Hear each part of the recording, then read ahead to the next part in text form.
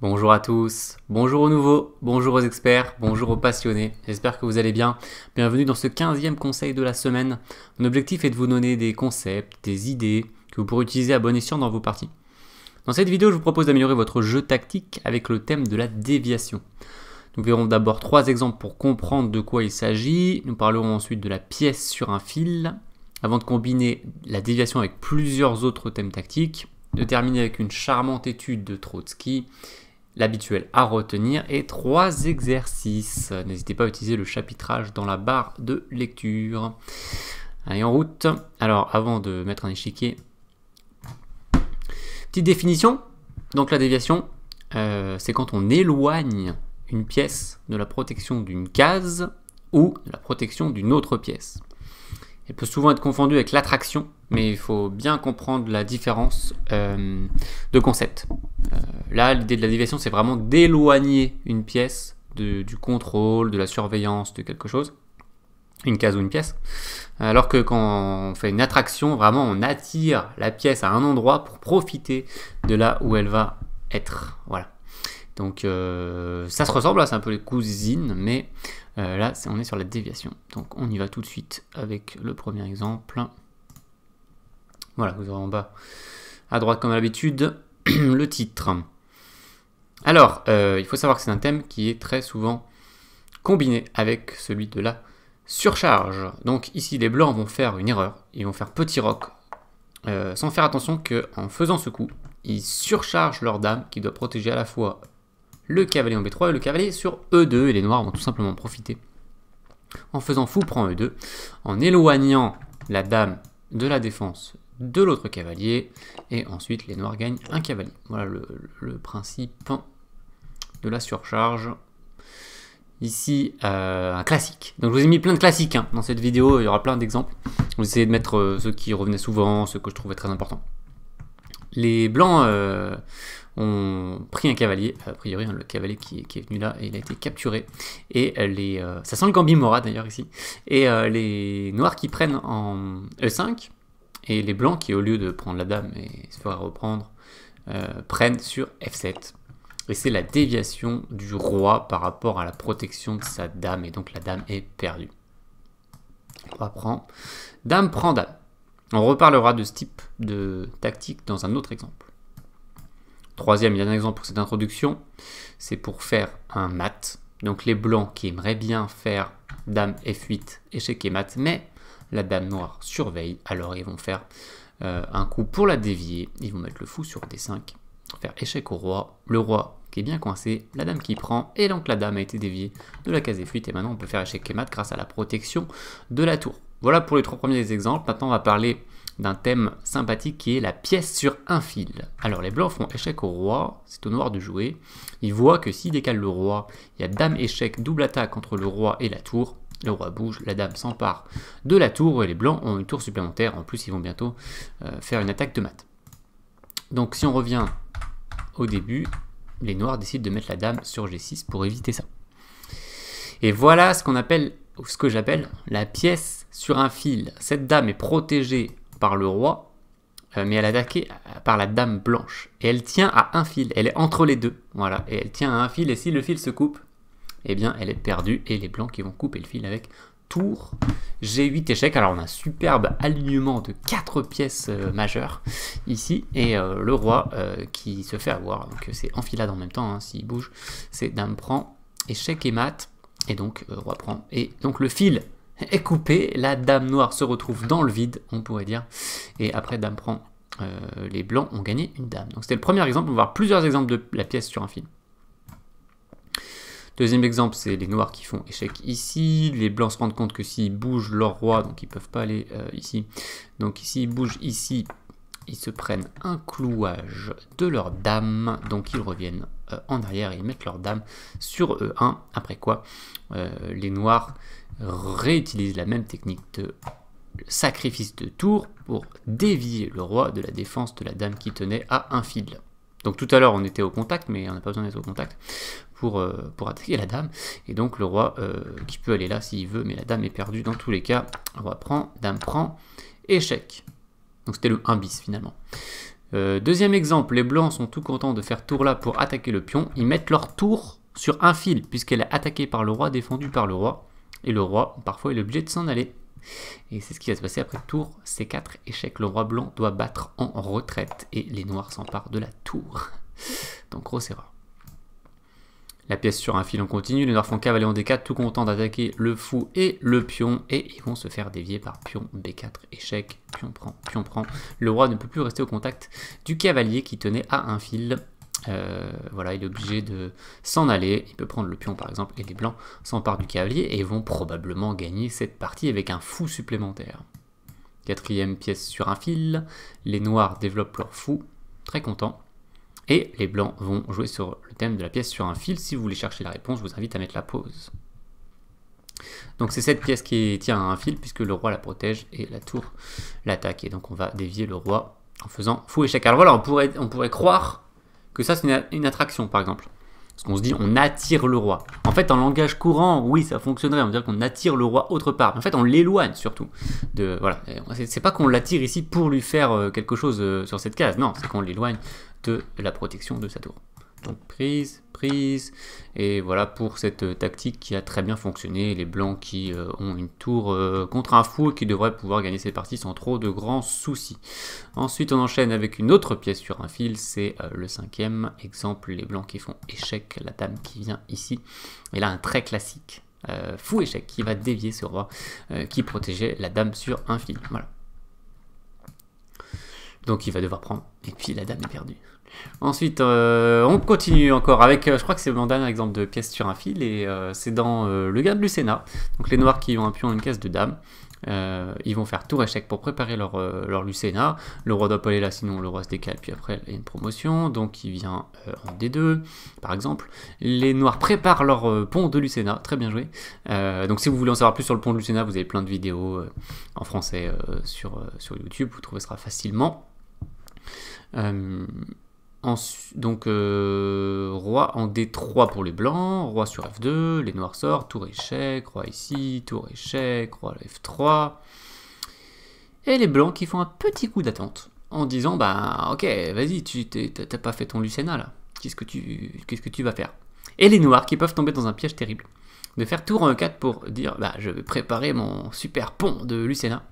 Ça a l'air super. S'il fait tour échec, je mets ma tour ici. D'ailleurs, à noter que la pièce sur un fil, il faut faire attention aussi à un échec qui arriverait d'autre part. Hein. Et là, les blancs ont un super coup pour sauver le match nul. Bah, si vous ne l'avez pas encore vu, je vous invite à mettre la pause pour le trouver.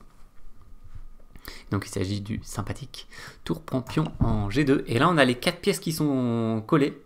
Le roi qui protégeait sa tour à un fil, ben, il peut pas tout faire. Il peut pas à la fois prendre la tour blanche et continuer à protéger sa tour sur un fil. Et donc ça va faire un match nul. Et même s'il fait échec, ça change rien, puisqu'on recule. Et donc s'il prend la tour au bout d'un moment, on prend sa tour et ça fait évidemment partie nulle avec roi contre roi. Donc un exemple à retenir. On enchaîne avec ce gambit nordique, E4, E5, D4, pion prend, C3, pion prend, fou C4, les blancs qui donnent tous leurs pions. Voilà, les noirs qui ont pris 3 pions consécutifs, bon les blancs reprennent un quand même.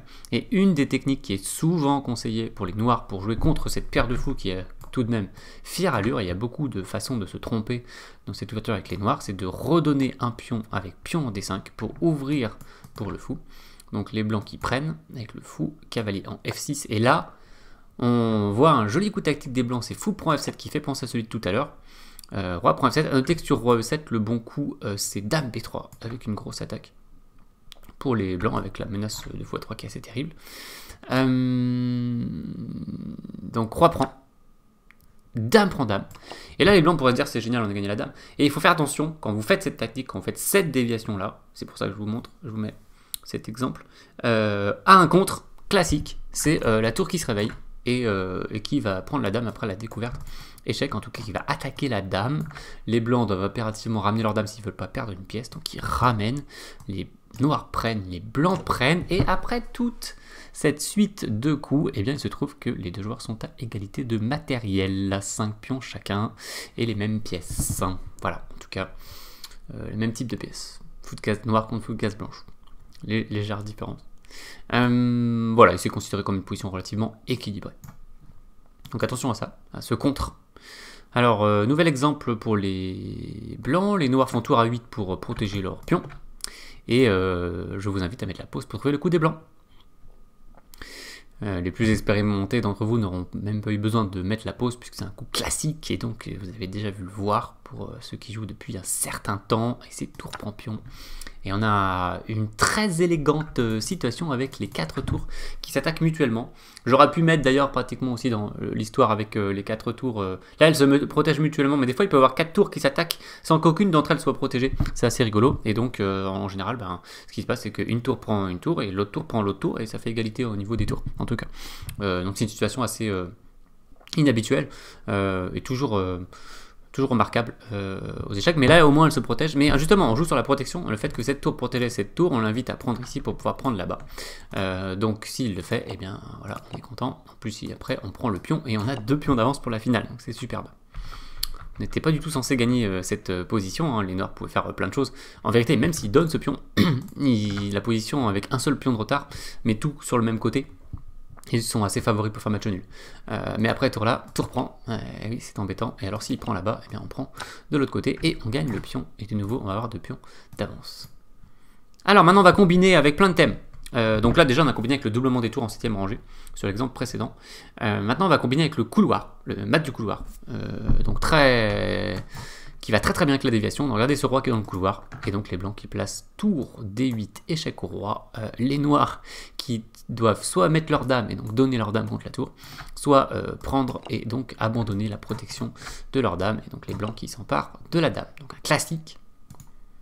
On va le décliner un peu, car il y a beaucoup de situations qui peuvent ressembler, mais qui ne sont pas exactement pareilles. Ici j'ai mis une case de sortie pour les noirs, mais les blancs gagnent quand même avec tour D8 en échec.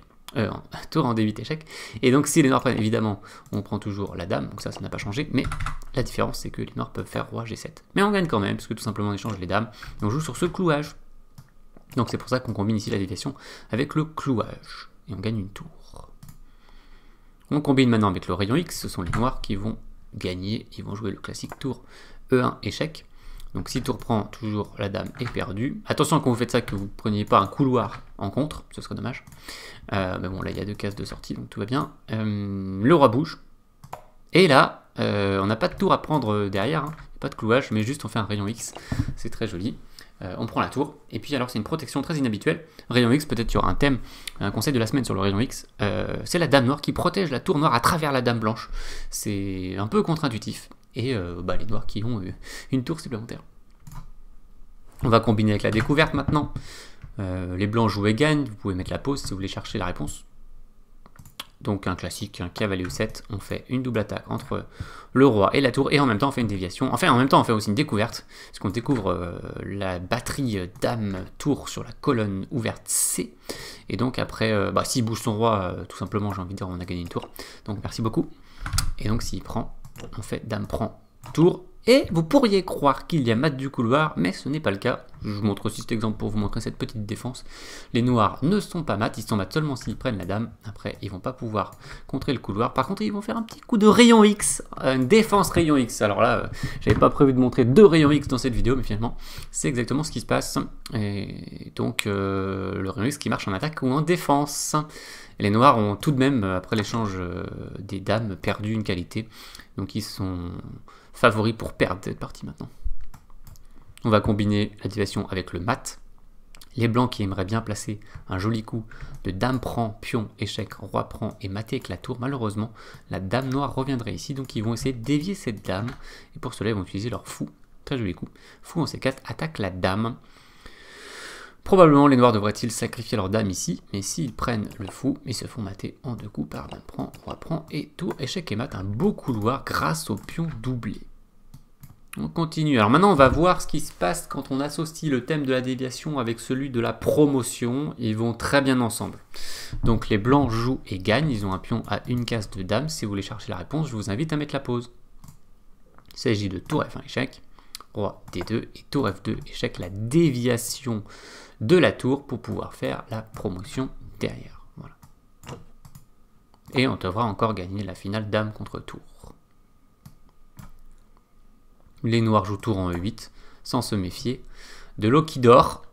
Et donc je vous invite à mettre la pause pour trouver comment les blancs gagnent cette position.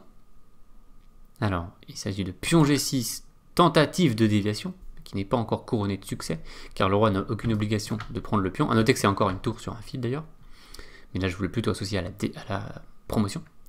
Donc roi en F8. On continue à tenter de dévier le roi qui protège la tour sur un fil. On n'a pas réussi, mais on va maintenant le dévier de la case de promotion, et donc on va faire une dame. Un classique, qui fait toujours plaisir. Ici, les blancs vont faire un coup assez facile que je ne vous fais pas chercher, je ne vous fais pas cet affront-là.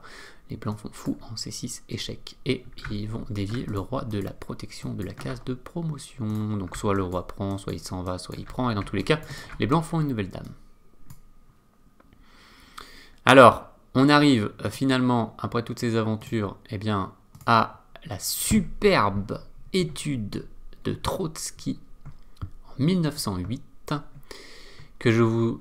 Alors pour le coup, ce serait une erreur de ma part de ne pas vous la faire chercher, et vous risqueriez de passer à côté d'une très jolie solution. Donc ce que je vous invite à faire, je ne l'ai pas mis dans les exercices, mais finalement ça peut vous faire votre premier exercice sur les 4 exercices du coup total qu'il y aura. Il y en a 3 autres après.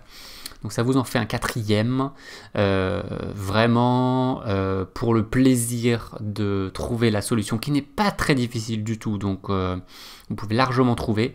Donc les blancs ont 2 pions à une case de dames qui sont tous les deux surveillés par 2 cavaliers noirs, et si les blancs jouent et gagnent, allez bien au bout de la variante. Je vous invite à mettre la pause pour trouver la solution. Voilà, j'espère que vous avez pris le temps de la trouver car elle est très esthétique, sinon je vais maintenant montrer la réponse. Donc la double déviation cavalier E7, on attaque les 2 cavaliers, et donc les noirs qui ne peuvent pas maintenir leurs 2 cavaliers à la surveillance des 2 promotions.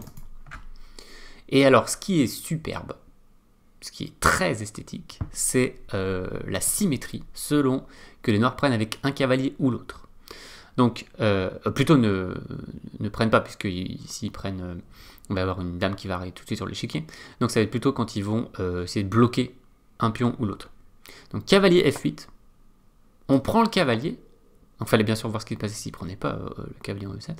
Il prend là et on pourrait se dire on n'a rien obtenu, il ne reste plus qu'un pion chacun, cavalier. Et là on a le coup final, très joli, redéviation avec l'échec au roi, et on dévie le cavalier adverse de la surveillance de la case F8. Donc il prend par exemple, et puis on fait une dame. Juste quand on fait ça, on doit faire très attention à ne pas se prendre une fourchette royale derrière. Hein.